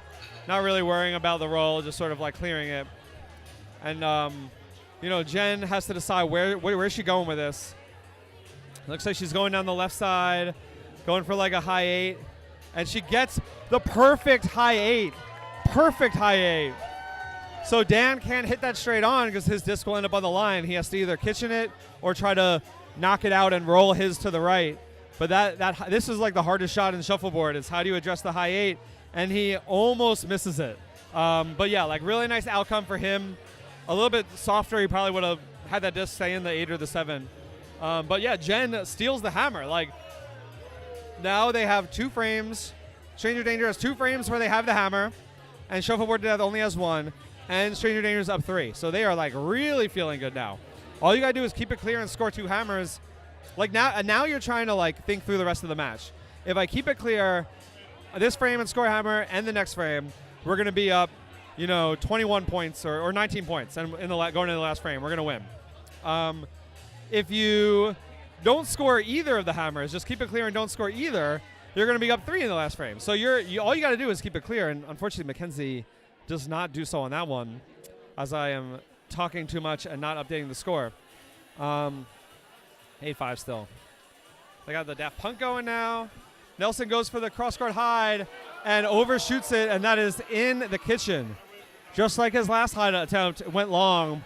This one went a little bit longer, and it's in the kitchen. So now Mackenzie, like, you need to block this up good. Right at the tip of the 10, block this up well. Right at the tip of the 10, maybe a hair to the right. That is perhaps a tiny bit too far to the right. Nelson can go between those and clear it out, but it's not an easy shot. He can also hide down the right if he wants, but I think he's going to try to go in between those and clear it out. And he doesn't clear it. Almost. Wow. Man, really, really close. For Mackenzie, Jen's coaching, like, look at the board from Nelson's angle, which is like the really smart, yeah, exactly. Really, really smart move. I think Nelson can like go in between those and clear it out again. So with that said, if you're Mackenzie, you probably just block in between those two. No, that's not what you want. Overshot it. Crowd's cheering because they don't see the angles, but she too far to the left and overshot it. And now Nelson has a chance to clear it even more easily than before. And also, if he gets it, it's a hard hammer for Mackenzie. So that was definitely not what she wanted, but still not an easy shot from Nelson. And he sticks it again. No, he gets it. Nice shot. Way to go, Nelson. Like, Mackenzie with the block that wasn't perfect, and now the outcome is that she has a really hard hammer.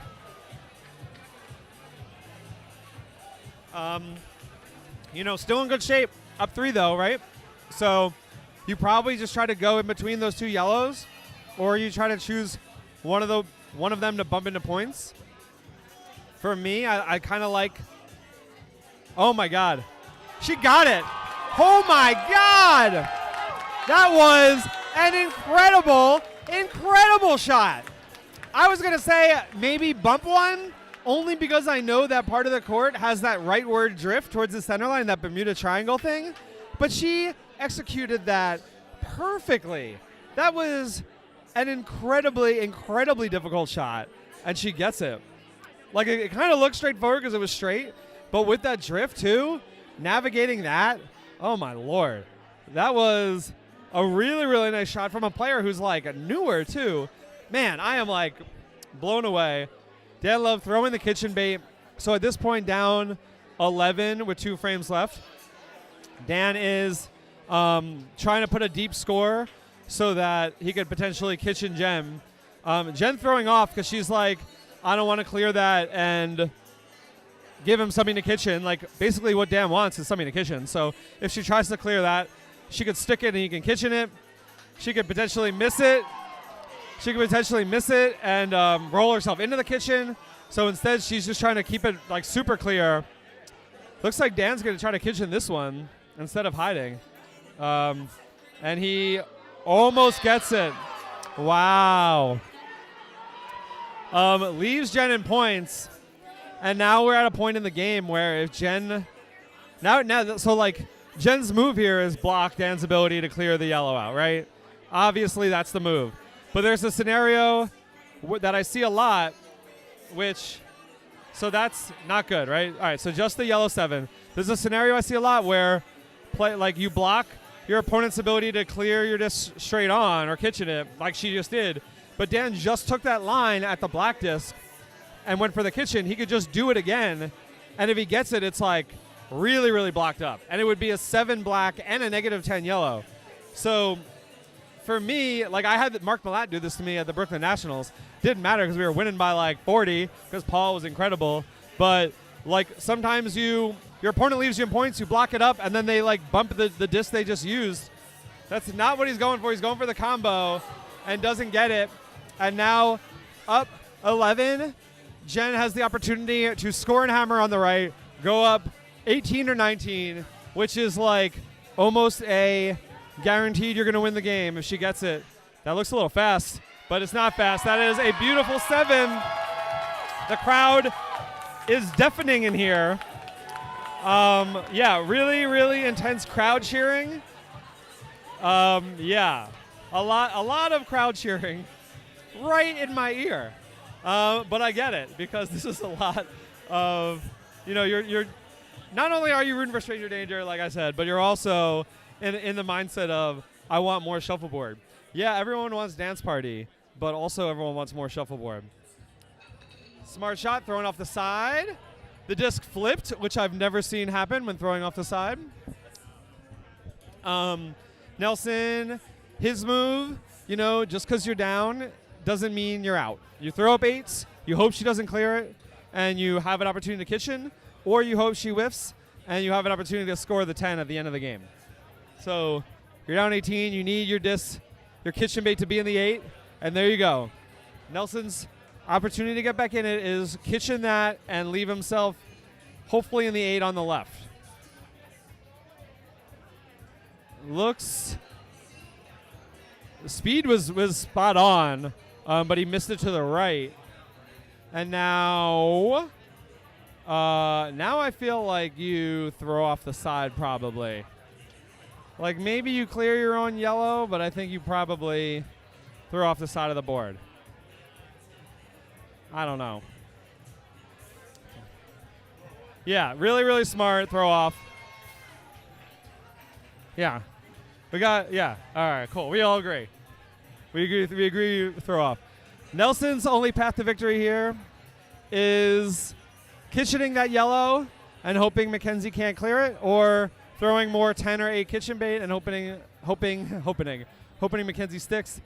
That's the game, because she throws up the side. Nelson has no mathematical way of scoring 18. Yeah, throw off. Yeah, we're all in agreement back here. Throw off. Yeah, Doug Voss with the throw off. Nelson hopefully shooting a 10 with his eyes closed. Oh, he's going for the split. Oh, he's going for the kitchen. Yeah, see, that's practice. That's practicing for later. And we have a 4-frame overtime. This has been an incredible match. It's so loud in here. Oh my God. 4 more frames. 4 more frames. It is so loud in here. Stranger danger. All right. The crowd is chanting stranger danger.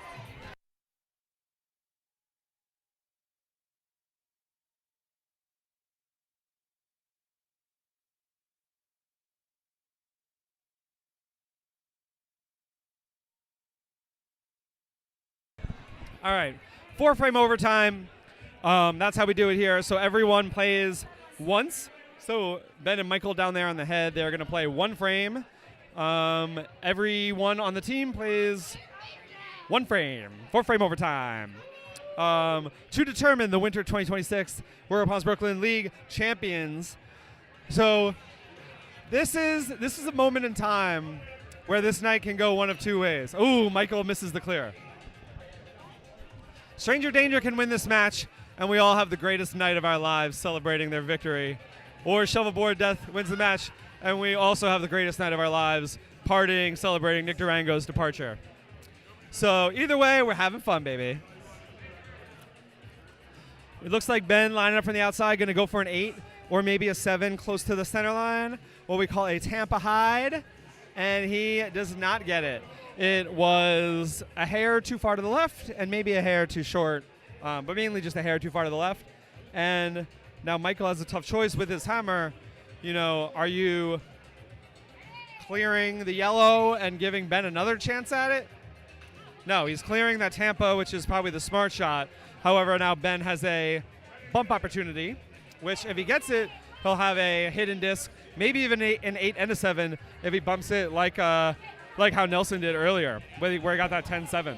So, you know, this could be good. Also, Ben could also just like put an 8 next to that yellow one, a snuggle, that if Michael tries to clear it, it like the disc Ben. So like, let's say Ben shoots an 8, like high 8 on the left side, and Michael tries to clear it, it might bump into that other yellow that's there and stay in points. So those are kind of the 3. It's like shooting a high 8 and using a handle, as Adam Fortino likes to say, or you just straight up bump that yellow in and maybe try to go for the 8-7 split where you get 2 points.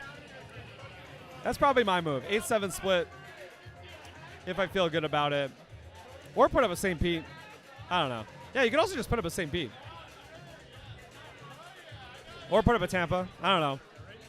Yeah, you can also put up a Tampa. Hope he doesn't clear it, and then you have another high chance. He's going for that. Yeah, see that curve to the right? Hard, heavy? That curve to the right, heavy. So he was going for the 7-8 split, and he missed to the right by like a lot. Let's call it 5 or 6 inches. Michael going for the clear or the kitchen, rolls to the right. And now Ben with a massive kitchen opportunity. The only thing, though, is that what we've seen is that this part of the court, I feel like I've seen it drift to the right a couple times on attempts. But it's hard to keep track of because of how squirrely the drift is here. But, yeah, he's probably going for the kitchen, maybe trying to clear it out and roll his disc to the left behind that yellow, one or the other. Going for the kitchen, and he overshoots it. So now a pretty standard, deep, clear and replace on that yellow.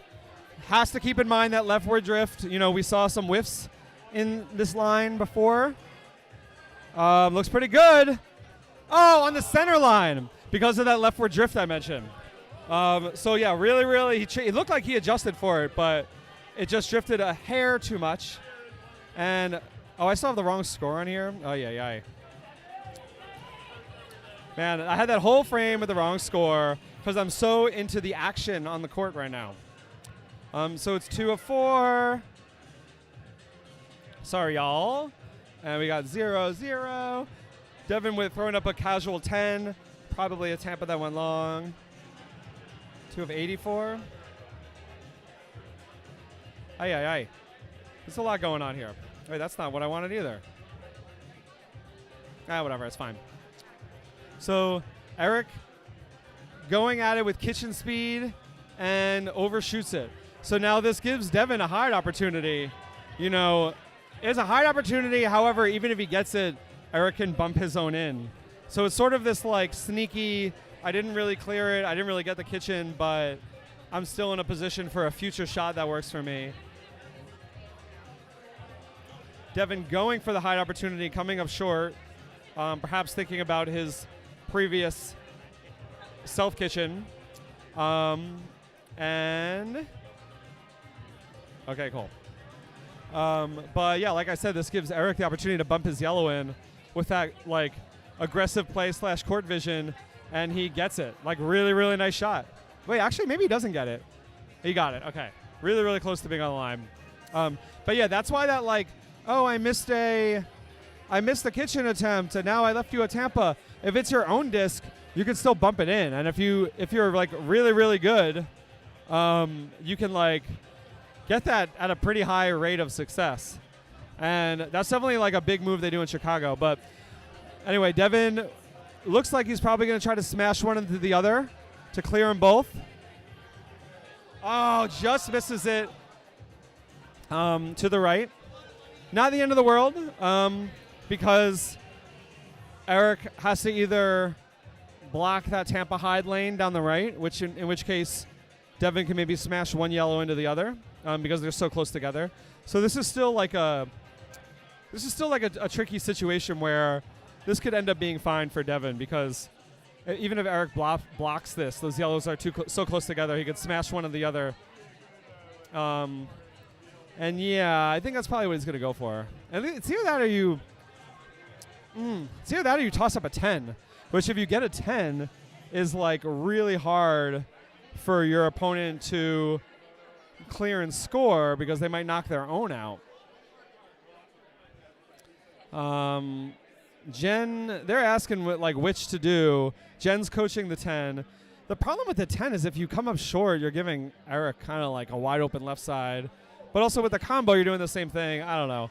I kind of like the combo. All right, let's see. He's going for the 10.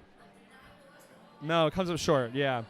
So, yeah, I mean, that's fine. Like, both options are good. You know, you get the high 10, and Eric can't score on it. You get the deep 10. Eric might score on it anyway. I kind of like the combo. But this is like a huge shot here to go up 16, maybe 15 if he gets it with only 2 frames left. Has to watch out for the leftward drift, and the leftward drift gets him, man. That's exactly what happened to Mackenzie on her hide opportunity. Eric seemed to have mastered it. The hump, yeah, the hump. Yeah, everyone's saying the hump. The Bermuda Triangle, whatever you want to call it.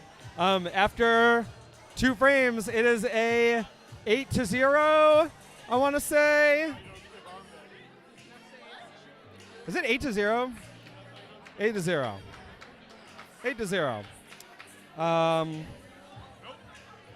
Transition. All right, I got to do one quick additional change here. Oh, I had the colors wrong before anyway. Yellow, stranger, now they're right. No, that was in. That 8 was in, yeah. All right. My overlay has been, in overtime, has been challenged because of all the stuff going on around me. But now it's accurate. We have frame 3 of 4.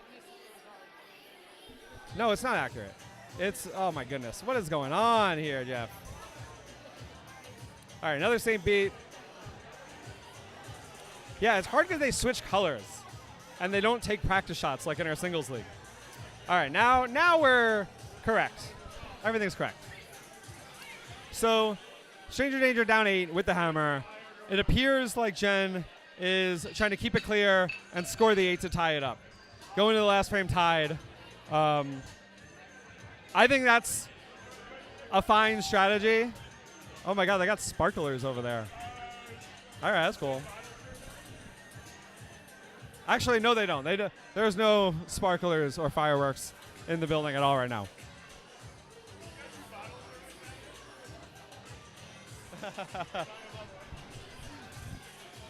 All right, Jen is thinking about, do I stick with the strategy I was just doing?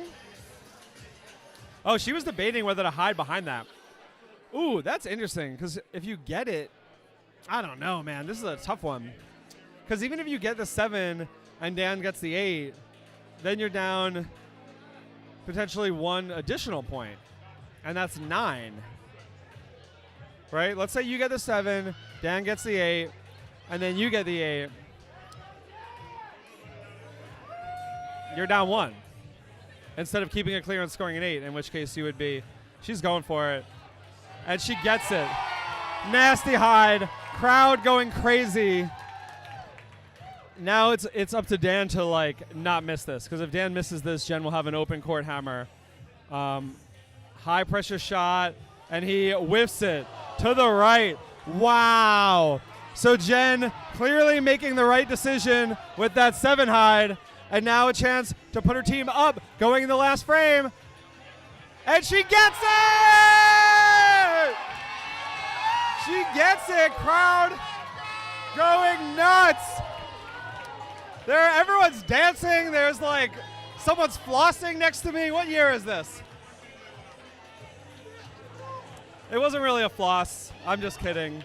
So now it's 15 yellow, 8 black, and even with the incredible celebration, like it's still Shuffleboard Jadess game to win here, right? Like they're down 7. Nelson keeps it clear and scores an 8. The game's over. They win. So Jen does an incredible job putting them in a winning position, but it still comes down to this final frame. And Mackenzie with a shot that looked, I have no idea what it was. Probably a St. Pete that went 6 feet too long, 5 feet too long. Nelson going for a kitchen and does not get it. There's nothing really to hide behind, so my thought is you put up a better St. Pete. Man, this is such a good match. We have been blessed with an excellent shuffleboard match that is coming down to the last frame. Mackenzie with a really strong St. Pete, a hair too far to the left, but like good, you know? Like Jen hid behind that kind of thing last time, but Nelson's trying to keep it clear. And he knocks her in points. Oh my gosh.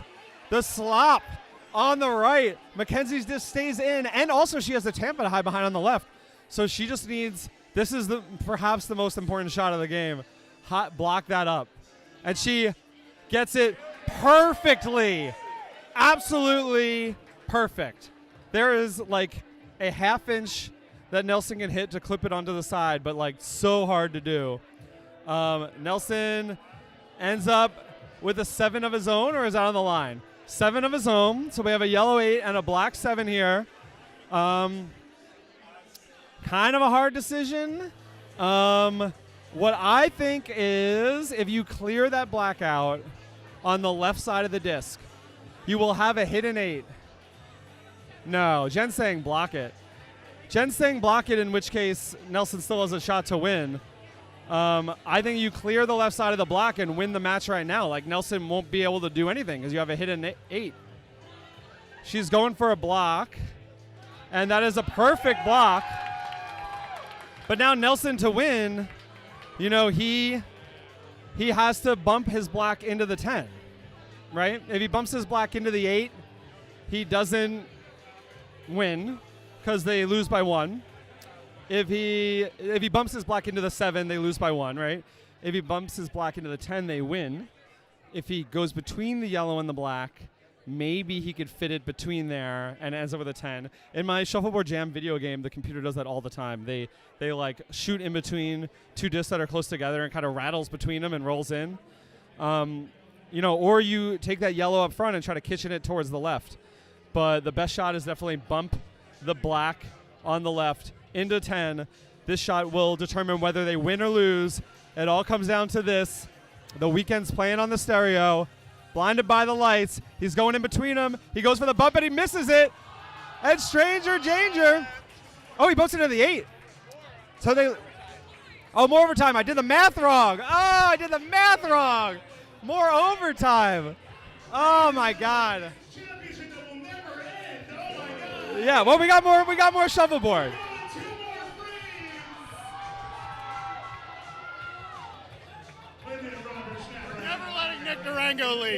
We're never letting Nick Durango leave. I misread the math there. Nelson with the clutch shots. All right. So we're doing 2 more frames. Everyone goes back to their original color, I think. I got to do this whole thing here. So it's 15-15. So it's 15-15. Oh, man. That was absolutely insane. I was thinking win it. I wasn't thinking about tying it. Player names. We're back where Shuffleboard did S on yellow.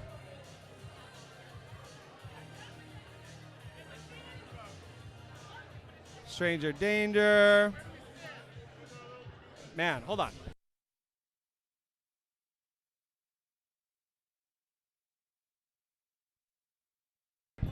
Nailed it. Needed 2 hands to do a Control X, Command X. 2 more frames. Frame 5 of a 6. It's overtime. Everything looks correct. Just like this match is taking forever, it is Nick Durango forever. This is definitely the longest banquet match in the history of the Royal Palms. Yeah. There's a lot of time not being spent at the bar right now. Jonathan is probably seething.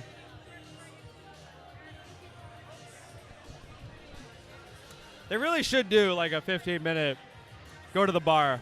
No, that's a terrible idea. All right, so Ben throwing up the 10. Michael with a good clear.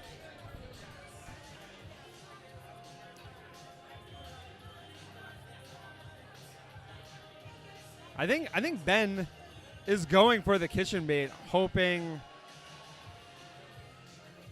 Yeah, I mean, he's definitely throwing up these 10s. Yeah, he's going for the kitchen bait. Maybe knowing that Michael's clearing, he's trying to like find the distance for the high 10. Or maybe he's hoping for something like that where he could go hide behind that. Yeah, Eric's telling him to hide behind that. Like, I hide behind that all day long. Like, people are scared of that corner 7 hide. Even if you get it like half hidden, there's a chance your opponent whiffs. We've seen people whiff to the left on that line. The only concern is you kitchen yourself. But like, if you kind of like aim for the 8-7 line, you're probably not going to kitchen yourself. Like if you aim for the distance of the 8-7 line, kind of where it meets the right edge of the triangle, maybe an inch or two to the left of that, you aim there, you overshoot it a hair and it ends up being perfect. You undershoot it, no harm, no foul. This is what he's going for. This is a huge shot. Looks pretty good. No, he clips it and ends up with a big, fat, juicy 8.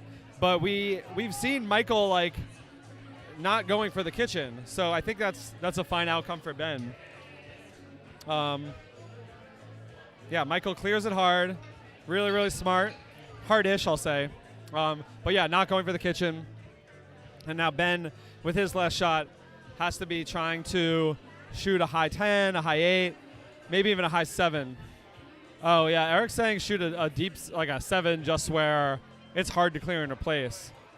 Yeah, shooting a 7 is not a bad idea. If you know Michael's not going for the kitchen, then it guarantees that you could win it with an 8 in the next frame. So, not a bad strategy if you're not scared of the kitchen risk. But you never know. Way short. Okay, way short. Michael with an open 8 or 7, but he wants this 8. Open 8 to put him up. Come on, get there. No, short. Oh, man. So, Pretty disappointing hammer. And now we're at the new final frame 6 of 6, because of this overtime. Yeah, it's 15-15. It says 0-0, but that's fine. I'll change it. Devin with a perfect Tampa. Man, it is like so hard to multitask this OBS stuff.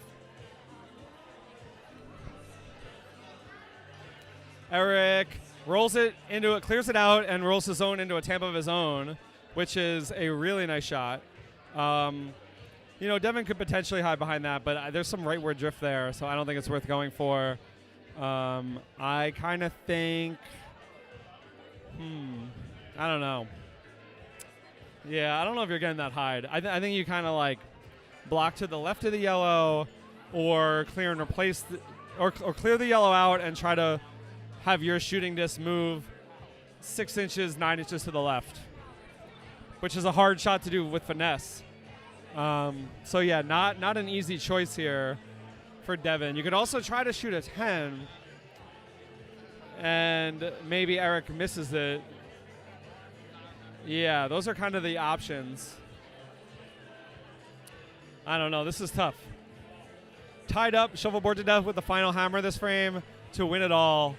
You know, they're in pretty good shape here. Yeah, see, Devin's like, I think I'm watching him like chatting with his team here, and I think he knows that it curves to the right. I just saw him do like a little hand motion, but it looks like he's going for it anyway. He's going for a hide or 10, and he gets. Oh, he throws up a Tampa of his own. Ooh, see, that I actually am not mad about, because hiding down the left side is really hard because of that drift, whereas hiding on the right side is a lot less hard.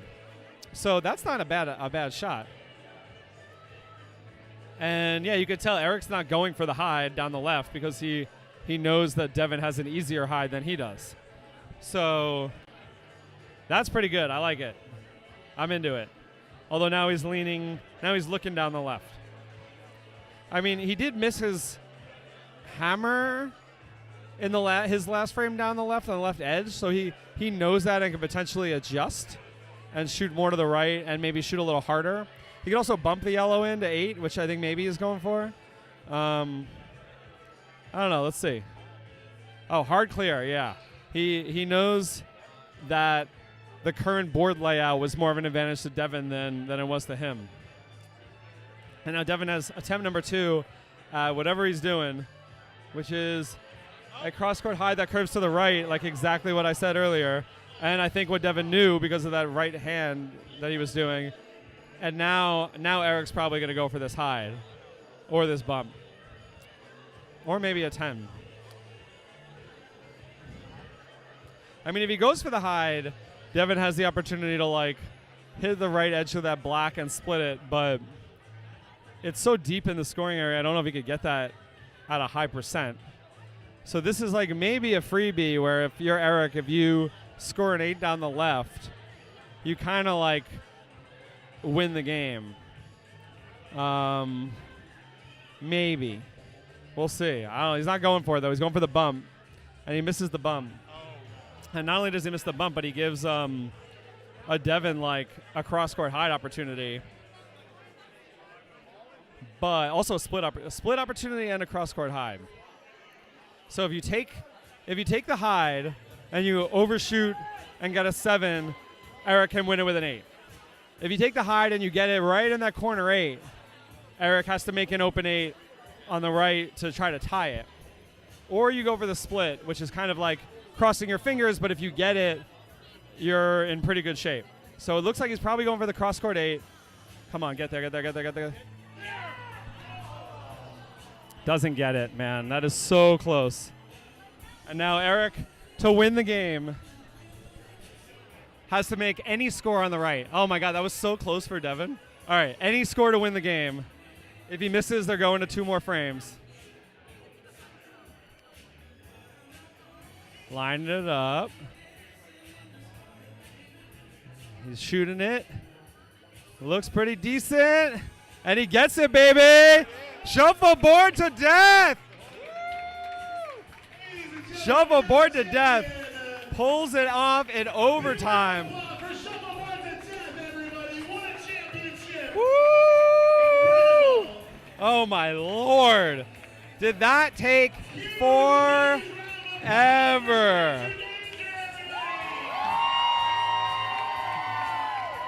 Man. Yeah. Crowd cheering for Stranger Danger. They love these guys. Yeah, we have lost precious dance party time.